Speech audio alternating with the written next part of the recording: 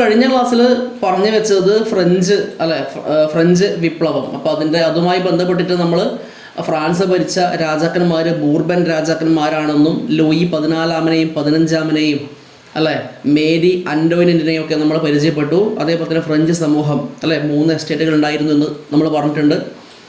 ആശയങ്ങൾ നോക്കുമ്പോൾ Voltaire, RUSA, Montesquieu ഇതൊക്കെ നമ്മൾ നേരിട്ടുണ്ട് കഴിഞ്ഞ ക്ലാസ്സിൽ പറഞ്ഞു വെച്ച സാധനമാണ്. ഓക്കെ, അപ്പോൾ നമ്മൾ ഇന്ന് 2 ടോപ്പിക്കാണ് ഡിസ്കസ് ചെയ്യാൻ വേണ്ടി പോകുന്നത്. ഒന്നാമതായിട്ട് എന്താണ് ടെന്നീസ് കോർട്ട് പ്രതിജ്ഞ എന്നും രണ്ടാമതായിട്ട് അതിൻ്റെ നാൾവഴികൾ, വിപ്ലവത്തിൻ്റെ നാൾവഴികളുമാണ് നമ്മൾ പറയാൻ വേണ്ടി പോകുന്നത്.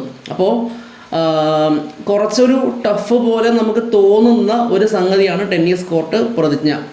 ഓക്കെ, അത് നിങ്ങൾ ടെക്സ്റ്റ് വായിക്കുമ്പോൾ മനസ്സിലാവും. ഈ ഒരൊറ്റ പാരഗ്രാഫ് നിങ്ങൾ വായിച്ച് നോക്ക്, ഒരൊറ്റ വസ്തു നിങ്ങൾക്ക് പെട്ടെന്ന് മനസ്സിലാവൂല. ഓക്കെ അല്ലേ? നമ്മൾ എന്ത് ചെയ്യുന്നു, അത് ഒന്ന് ചുരുക്കാൻ വേണ്ടിയിട്ട് ശ്രമിക്കുകയാണ് ചെയ്യുന്നത്. ഓക്കെ, അപ്പോൾ ഞാൻ പറയുന്ന കാര്യങ്ങൾ ഫോളോ ചെയ്യാൻ പറ്റുന്നുണ്ടോ എന്നുള്ള കാര്യം എന്ത് ചെയ്യുക, നിങ്ങളൊന്ന് നോക്കുക. ഓക്കെ, ഈ പാരഗ്രാഫ് നമ്മൾ ചുരുക്കാൻ വേണ്ടിയിട്ട് ശ്രമിക്കുന്നു.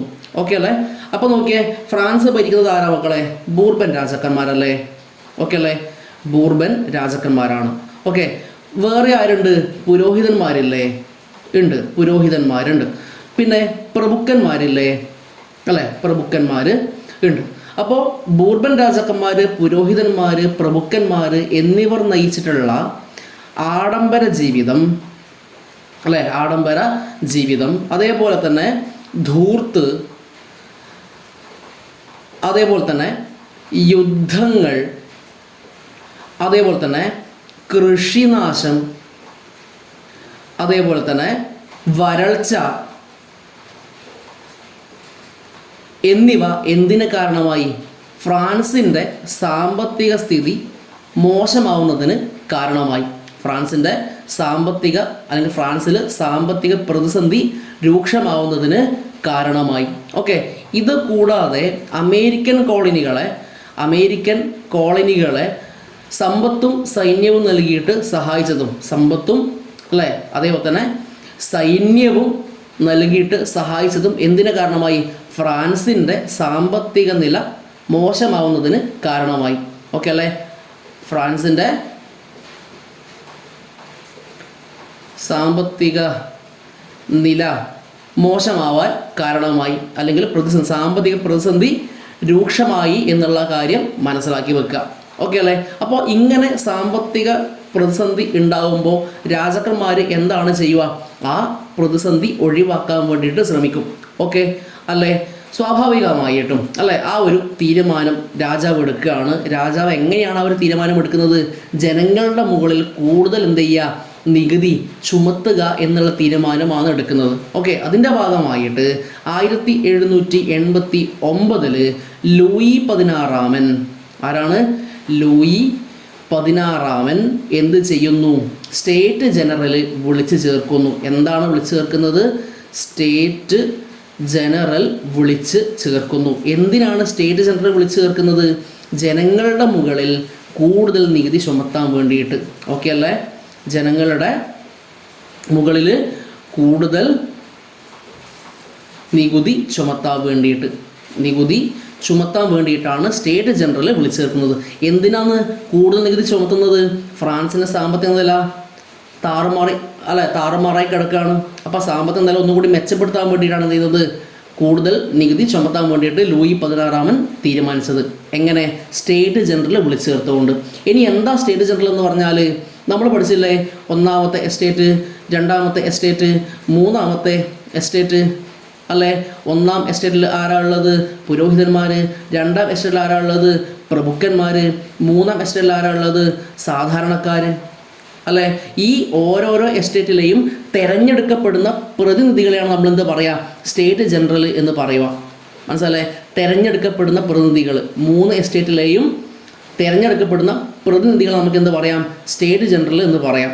ഓക്കെ അല്ലേ? അങ്ങനെ സ്റ്റേറ്റ് ജനറൽ വിളിച്ച് ചേർത്തു. ഇനിയുള്ള കാര്യം നിങ്ങൾ ടെക്സ്റ്റിലേക്ക് ഒന്ന് നോക്കിയേ. എന്താണ് പറഞ്ഞത്? ഓരോ എസ്റ്റേറ്റിനും ഓരോ വോട്ട് മതിയെന്നും ഓരോ അംഗത്തിനും ഓരോ വോട്ട് വേണ്ട എന്നും രാജാവിനെ അനുകൂലിക്കുന്ന ആദ്യത്തെ 2 എസ്റ്റേറ്റുകൾ വാദിച്ചു. എന്നാൽ 3 എസ്റ്റേറ്റുകളിലെയും ഓരോ അംഗത്തിനും ഓരോ വോട്ട് തന്നെ വേണം എന്ന് ആര് പറഞ്ഞു? കോമൺസ് എന്നറിയപ്പെട്ട 3ാമത്തെ എസ്റ്റേറ്റ് പറഞ്ഞു? നിങ്ങൾക്ക് എന്തെങ്കിലും സാധനം മനസ്സിലാവുകയെന്ന് ഇല്ല എന്നാണ് ഞാൻ കരുതുന്നത്. അപ്പം നോക്കിയേ, ആരാണ് രാജാവിനെ അനുകൂലിക്കുന്ന എസ്റ്റേറ്റുകൾ? അല്ലേ, ഒന്നാമത്തെയും രണ്ടാമത്തെയും എസ്റ്റേറ്റ് അല്ലേ മക്കളെ രാജാവിനെ അനുകൂലിക്കുന്ന എസ്റ്റേറ്റ്? ഈ 1-2 എസ്റ്റേറ്റുകൾ എന്താ പറയുന്നത്? ഓരോ എസ്റ്റേറ്റിനും ഓരോ വോട്ട് വേണം എന്ന് പറയുന്നു അല്ലേ. അപ്പോൾ ഓരോ എസ്റ്റേറ്റിനും ഓരോ വോട്ട് ആണ് എങ്കിൽ രാജാവിനെ അനുകൂലിക്കുന്ന എസ്റ്റേറ്റുകൾ എത്ര വോട്ട് കിട്ടും? 2 വോട്ട് കിട്ടി വിജയിക്കും അല്ലേ. ഇവിടെ 1 വോട്ട് മാത്രമേ കിട്ടുള്ളൂ അല്ലേ. പക്ഷെ 3-ാം എസ്റ്റേറ്റുകാരെന്താ പറയുന്നത്? ഇവർ പറയുന്ന കാര്യം എന്താടാ അല്ലേ, ഓരോ എസ്റ്റേറ്റിനും ഓരോ വോട്ടല്ല, മറിച്ച് എന്താന്ന്, ഓരോ അംഗങ്ങൾക്കും ഓരോ വോട്ട് വേണം എന്നാണ് പറയുന്നത്. ഓരോ അംഗങ്ങൾക്കും അല്ലേ ഓരോ വോട്ട് വേണം എന്നാണ് ആര് പറയുന്നത്? 3-ാം എസ്റ്റേറ്റുകാർ പറയുന്നത് അല്ലേ. ഇവിടെ എന്താ നമ്മൾ മനസ്സിലാക്കേണ്ടത്? 3-ാം എസ്റ്റേറ്റുകാരാണ് എണ്ണത്തിൽ കൂടുതലുള്ളത്. നിങ്ങൾക്ക് ഇവിടെ ചെറിയൊരു കോളം കാണാൻ വേണ്ടി പറ്റും, കാണുന്നില്ലേ? 1-ാമത്തെ എസ്റ്റേറ്റിൽ 285 അല്ലേ, 2-ാമത്തെ എസ്റ്റേറ്റിൽ 308, 3-ാം എസ്റ്റേറ്റിൽ 621 എന്ന് കാണുന്നില്ലേ? ആദ്യത്തെ 2 എസ്റ്റേറ്റുകൾ എന്താ പറയുന്നത്? ഓരോ എസ്റ്റേറ്റിനും ഓരോ വോട്ട് വേണം അല്ലേ എന്നാണ് പറയുന്നത്. 2 വോട്ട് അവർക്ക് കിട്ടും. ഇനി മറിച്ച് 3-ാം എസ്റ്റേറ്റുകാർ പറഞ്ഞ എന്താണ്? ഓരോ അംഗങ്ങൾക്കും ഓരോ വോട്ട് വേണം എന്ന് പറയുമ്പോൾ 621 ആൾക്കാർ ഇവിടെയുണ്ട്. ഇവിടെ നോക്കിയേ എത്ര എണ്ണാവും അല്ലേ? 593 ആൾക്കാർ മാത്രമേ രാജാവിനെ അനുകൂലിക്കുന്നതായിട്ട് ഉള്ളൂ. ഓക്കെ അല്ലേ? ആ ഒരു കാര്യം നിങ്ങൾക്ക് മനസ്സിലായോ? നിങ്ങളിങ്ങനെ ഡീപ്പായി എന്ത് ചെയ്യേണ്ട, നിങ്ങൾ നോക്കേണ്ടുന്ന ആവശ്യം ഇല്ല അല്ലേ. ഒന്നും കൂടി ഞാൻ ഈ കാര്യം എന്ത് ചെയ്യാം, പറഞ്ഞു തരാം. ഇങ്ങോട്ട് നോക്കിയേ, ബൂർബൻ രാജാക്കന്മാർ, പുരോഹിതന്മാർ, പ്രഭുക്കന്മാർ എന്നിവർ നയിച്ചിട്ടുള്ള ആഡംബര ജീവിതം, ധൂർത്ത്, യുദ്ധങ്ങൾ എന്നിവയും കൃഷിനാശവും വരൾച്ചയും അമേരിക്കൻ കോളനികളെ സമ്പത്തും സൈന്യവും നൽകിയിട്ട് സഹായിച്ചതും എന്തിന് കാരണമായി?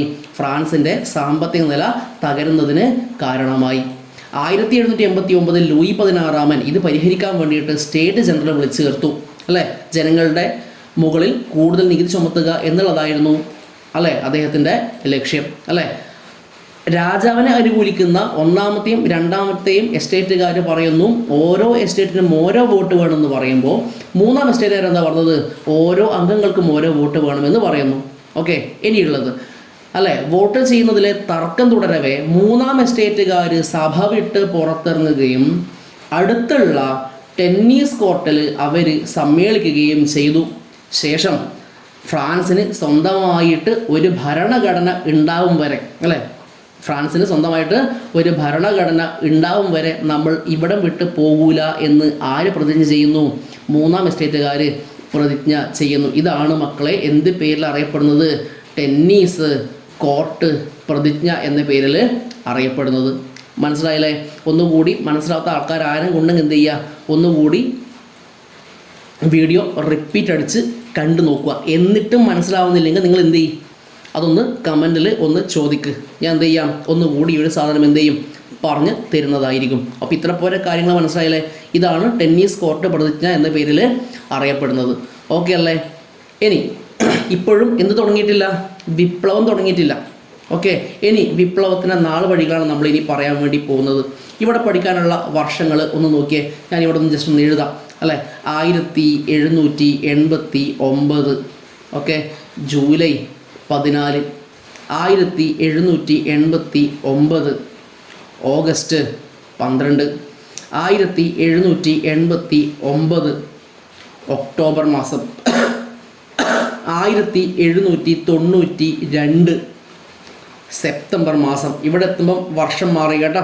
1792 ബാക്കിയെല്ലാം എന്താണ് 1789.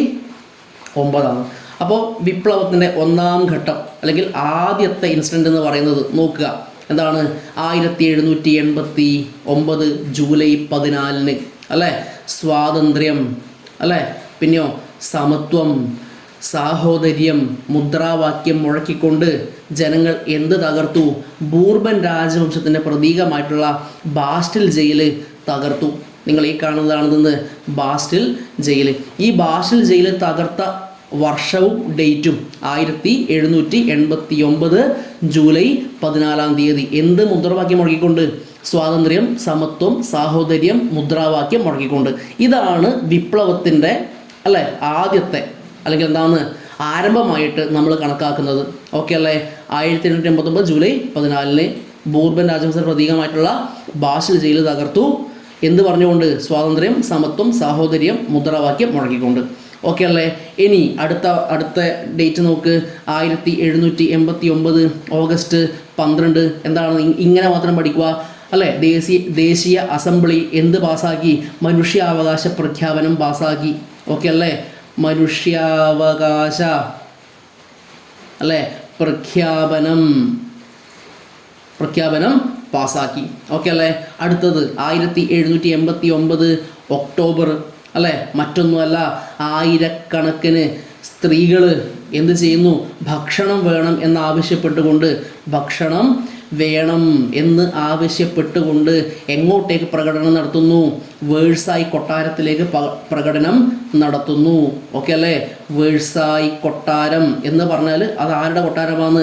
ബൂർബൻ രാജാക്കന്മാരുടെ കൊട്ടാരമാണ്. ഓക്കെ അല്ലേ? അപ്പോൾ വേഴ്സായി കൊട്ടാരത്തിലേക്ക് പ്രകടനം നടത്തി 1889 ഒക്ടോബറിൽ ആയിരക്കണക്കിന് സ്ത്രീകൾ എന്ന് പറഞ്ഞുകൊണ്ട് ഭക്ഷണം വേണമെന്ന് ആവശ്യപ്പെട്ടുകൊണ്ട്. ഓക്കെ അല്ലേ? അടുത്തത് അത് കഴിഞ്ഞാൽ പിന്നെ വർഷം മാറി 1792 സെപ്റ്റംബർ അല്ലേ? എന്താണ്? ഫ്രാൻസ് റിപ്പബ്ലിക് ആവുന്നു. ഓക്കെ അല്ലേ?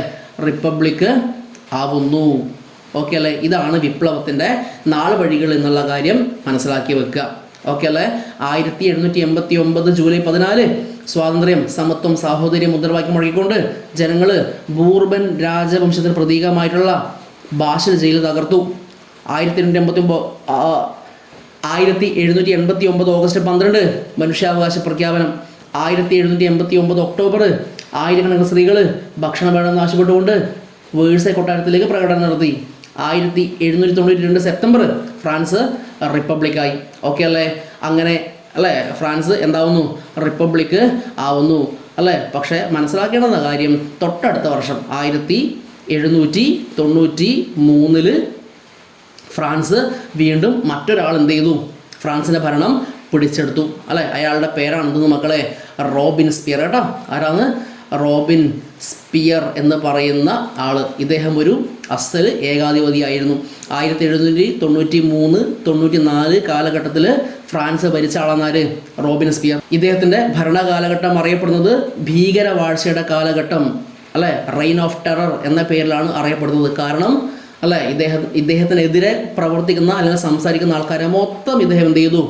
അങ്ങ് കൊല്ലാൻ വേണ്ടി തുടങ്ങി. അതിൽ പെടുന്ന ആൾക്കാരാണ് ആരൊക്കെ? നമ്മുടെ ലൂയി 16 അതേപോലെ തന്നെ എന്താണെന്ന് പറയുക, നമ്മളുടെ മേരി ആൻ്റോയിനൻ്റില്ലേ, ഓർമ്മയില്ലേ? നിങ്ങൾക്ക് കഴിക്കാൻ റൊട്ടിയില്ലെങ്കിൽ എന്താ കേക്ക് എന്നൂടെ? യെസ്. അപ്പോൾ ഈ രണ്ടാൾക്കാരൊക്കെ എന്തിട്ടുണ്ട്? റോബിൻ സ്പിയർ ഗില്ലറ്റിൻ ഒക്കെ ഉപയോഗിച്ചിട്ട് കൊന്നിട്ടൊക്കെയുണ്ട്.